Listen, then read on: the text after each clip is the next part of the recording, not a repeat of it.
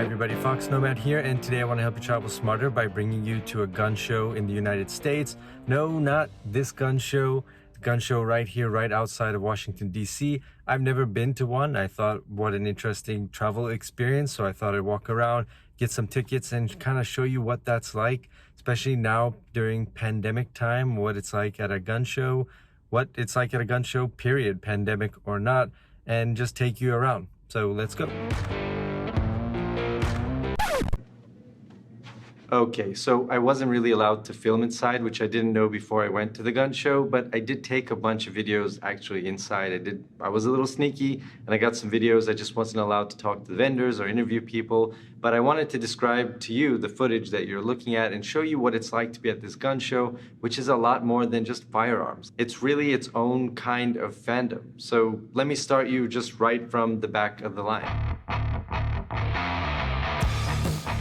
So this gun show, called the Nation's Gun Show, is a pretty regular event taking place about once a month over 3 days in Chantilly, Virginia, which is about 40 kilometers or 25 miles outside of Washington, D.C. One interesting thing to note about the website to the Nation's Gun Show are the coronavirus-related videos, like the media is using COVID numbers to mislead you, which is not about guns, obviously, but part of a much larger culture that gun ownership is just a subset of. So getting back to the line, as the show opened up on its third day, they were long lines, but moving fairly quickly.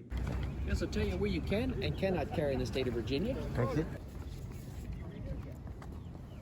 I was handed a small card called Defending Your Right to Defend Yourself, which is basically the laws of where you can carry guns in Virginia, where you can open carry and concealed carry, what those things mean, where those things are restricted. You can see all of those information on the back. So these were being handed out as you were walking in through the line. So to get into this gun show, it cost $17, but for $25, this lady was handing out tickets that would not only get you into the gun show, but register you to be a part of the NRA, which is the National Rifle Association. And for those of you who don't know what that is, it's basically a gun rights advocacy group in the United States. Ironically, the ticket lady had a hat that said NRA saves lives, but ironically, she wasn't wearing a mask. So anyway, you walk in, get a ticket with cash or credit, and you're now in one of two large convention halls selling all sorts of guns, knives, tasers, swords, Civil War paintings, a lot of different things. Everything was pretty spread out, so it's easy to keep social distance from people, and early in the morning it wasn't as crowded as the lines indicated.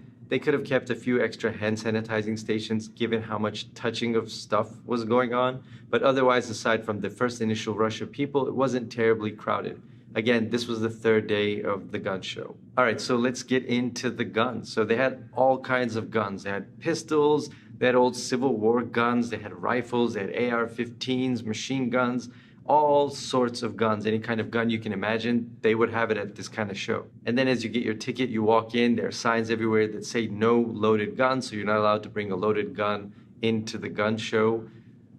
Yeah, and all the guns that were on display didn't have clips or ammunition. And there were people at the booths just taking them apart, showing them how you can use these guns, talking to people about guns. There's just a lot of gun conversation happening. And looking at the guns were a mix of people. There were a couple of families, but I'd say it's mostly men, about 80% of the crowd. And the most crowded booths were for the guns.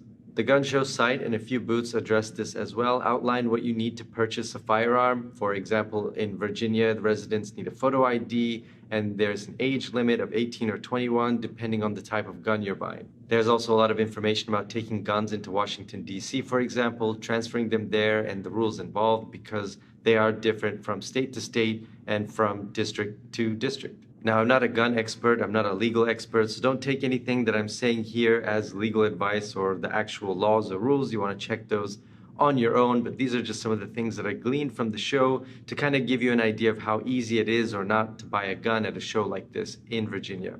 So now moving into the second building, and as you walked into the building, there was a guy asking everybody this.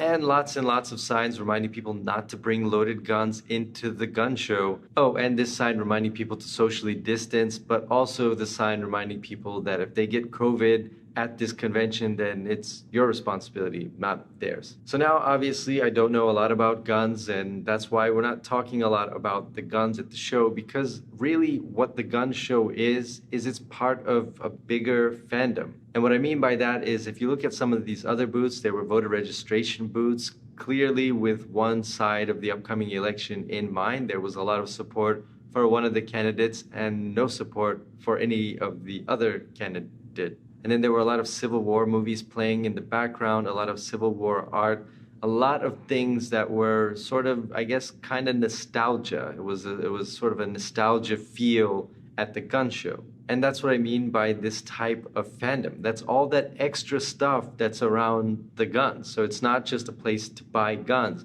There's really this culture around the guns. And it reminded me a lot, and go with me here, it reminded me a lot of a Star Trek convention. So I go to a lot of Star Trek conventions, and people always ask me, why do you go to Star Trek convention? Initially, when you go, you want to see the actors, maybe see the vendor room, just kind of see people dressed up. You get into that fandom. You want to be a part of that fandom, and it's interesting. And then why do people keep going back to Star Trek conventions? Because people go back to conventions year after year after year. And that's because it becomes its own ritual. It becomes its own culture. There's a lot of stuff happening outside the convention that people go to the conventions for. It becomes sort of a ritual, maybe an event with family and friends. There are friends that people meet up with every year at the conventions. There are parties around the conventions, and so on. There's a culture that's built on top of just a TV show called Star Trek. And I think the gun show is a lot like that in a sense. What brings people initially to a gun show, I think, is maybe an interest in guns. Like they just want to buy a gun, or maybe they're interested in guns and they want to learn more about it.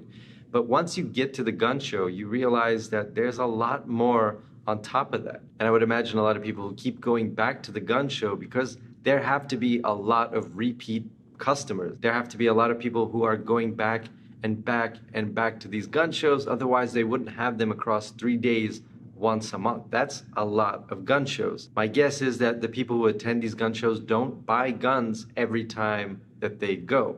I would imagine that a lot of people go for the culture that surrounds it, maybe to visit people at the booths that they know, maybe to meet up with other people that they know. And then like Star Trek, you have your online groups, your online meetups, your Star Trek cruises. You've got all these things in addition to the convention that spawn off the convention and then become their own communities and their own rituals and their own sort of fandom. And for me, I saw a lot of similarities between a Star Trek convention and this gun show, for example, or any kind of fandom, any kind of convention where people go year after year after year. Yes, there are a lot of people buying weapons, but there are also a lot of people buying stickers and t-shirts and badges, all with a very specific sort of political and gun tint to it. So it's all really, you can tell kind of where all that's going. There wasn't a lot of diversity in terms of the message that was being sent out, but it's all part of this thing that's larger. It's all part of this superstructure that's created around guns. And one of the questions I've got a lot since I've been to the gun show, when I posted on Instagram, was people were asking me, how easy is it to get a gun? And it's pretty easy to get a gun in Virginia. And also, were people wearing masks inside? Yes, people were wearing masks inside. What was it like? What was the atmosphere like? It was pretty spread out. It wasn't very crowded. Were people friendly? And yes, people were very, very friendly. People at the booths were very talkative and inquisitive. Why are you here? What are you looking for? And just kind of general conversation, as you would expect at something like this.